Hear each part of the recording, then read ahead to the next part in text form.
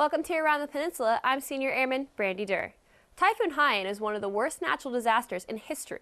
Air Force Staff Sergeant Justin Wayne observes community members doing their part to help those affected. Although Typhoon Haiyan caused massive damage in the Philippines, it was felt around the world. Technical Sergeant Chris Ryan Borsil grew up in the Philippines and wants to give back. It makes me feel like a piece of me kind of died, you know what I mean? A piece of me kind of torn apart. It's home, it's where I was born. I still have a lot of family that's close by around that area. Thank God that they were far enough to where they weren't directly impacted, but it hurts. He is helping pack and store items donated by members of Kunsan Air Base to send to the Philippines. We have about 2 or 3 truckfuls worth of stuff, everything from non-perishable food items to personal hygiene items, to clothing, to toys, to diapers for babies, everything that can help.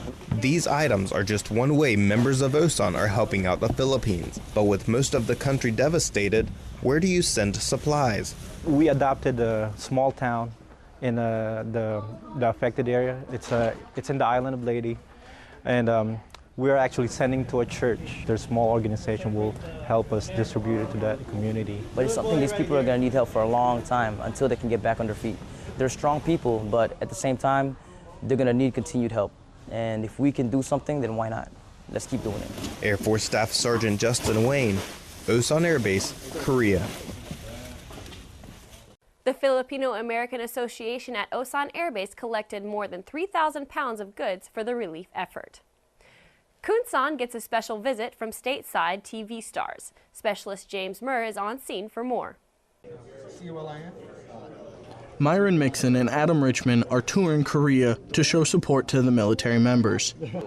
Thanks again, God bless. Thanks for coming to see us. Adam Richmond is best known from his Food Network show, Man vs. Food. But the one thing people may not know is... I'm a big military aviation geek, hardcore. I've been putting together models of fighter planes since I was about 5 or 6 years old. And I sat in an F-16 today.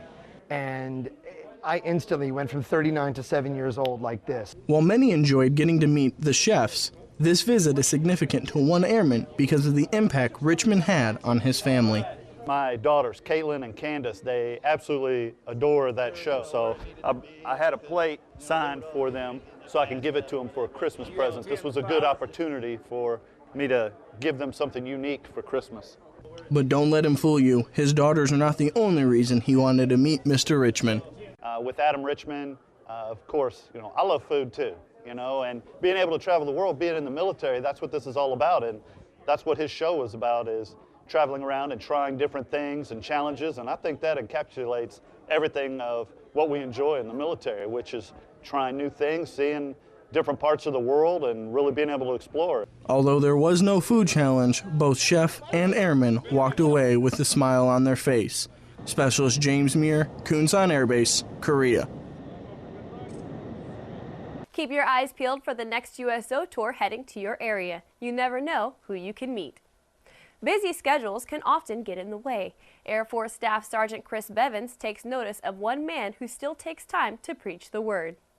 In the name of the Father, the Son, and of the Holy Spirit. The Auxiliary Bishop of the Archdiocese for Military Services, His Excellency Frank Richard Spencer, created you, knitted you together in your mother's womb, is visiting Korea, and Kunsan Air Base's Wolfpack was blessed with the first stop in his tour. During his time, he led a Catholic Mass as well as shared some inspirational words of wisdom. You know, spiritual resiliency is a key component to every strong person who wants to be successful and happy and productive. And it is one of the hallmarks of what we strive for in order to be resilient. And it is very important, be it a remote location, be it in Afghanistan, be anywhere in the world. But as an individual, take responsibility for our spiritual welfare so that we can become productive and happy people of our military armed forces. She is the first disciple. Even though Bishop Spencer has a busy schedule while on the peninsula, he made time to speak with the Wolfpack, and it was greatly appreciated. It was great to have him here. You know, right now this time of year for him, he's going through confirmation, and so going around and having people that he may be confirming, especially at remote locations like this, and for him to visit us with no confirmandes was still a really huge and special treat.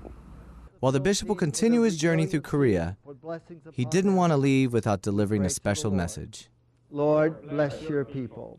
First and foremost, a word of thanks for the many sacrifices that our men and women who are in uniform, as well as our contractors and our embassy personnel, are making to help further the goal of unification here between North Korea and South Korea, but also truly we believe and hope that there can be one day peace on earth. Staff Sergeant Chris Bevins, Kunsan Air Base, Korea.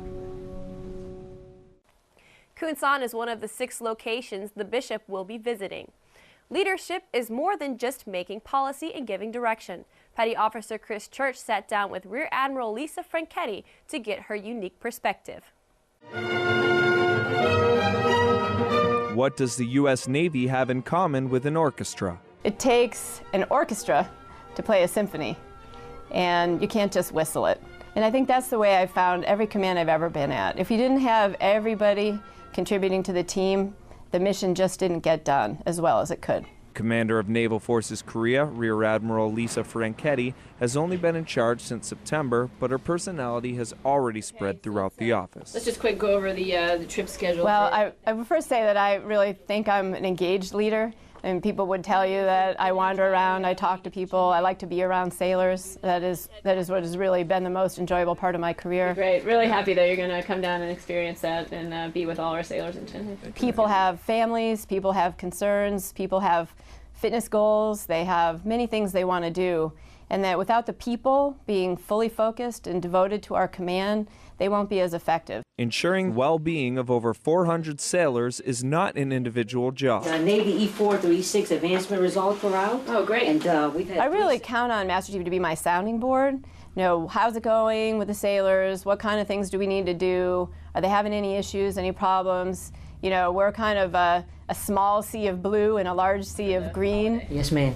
Because we're a small group, I think that we can focus more on the sailors here, giving them that advice, following up on them, and being better mentors to those sailors because we are a very small staff. Both women have unique backgrounds, but now have the opportunity to work together as a rare dual female command team. Really good results. I mean, they're great results, ma'am. And being a woman in the Navy today, as compared to when I first came in, offers a lot more leadership opportunities and female role models, say, than 20 years ago. One of the things that I always think about when I'm doing my day-to-day job, that if you can dream it, you can achieve it. Petty Officer Chris Church, Seoul, Korea. Rear Admiral Franchetti is the first female commander ever on the Korean Peninsula. Children gather at Camp Casey for a special celebration. Army Sergeant Ton Pham is on location for more details. The brisk night air and the twinkling lights next to the Camp Casey Gateway Club prepares about 200 Area 1 community members for 2 things. The kids lighting the tree and seeing Santa Claus. Among the crowd is Sergeant Noah Clark, one of Santa's helpers. I think it takes volunteers to go and make things happen like this, and we're only happy to play our part. As the lead medic for Camp Boniface, Clark is usually protecting South Korea's border. But tonight, he's the last line of defense between Santa and hundreds of anxious kids. Being in a remote area, op tempo is high, so we're always working. So anytime we can get away for a little bit, be around more of our fellow soldiers and around their families as well, because again, it just, one team, one fight. Clark is all smiles as he helps kids and parents take photos and receive presents. I love it. So I have 3 children back home, so it's just one more piece to help kill the misery of being away from them. So as Sergeant Clark spreads cheer on Camp Casey, his Christmas wish this year is just a happy holidays to my family, and I hope to see everybody soon.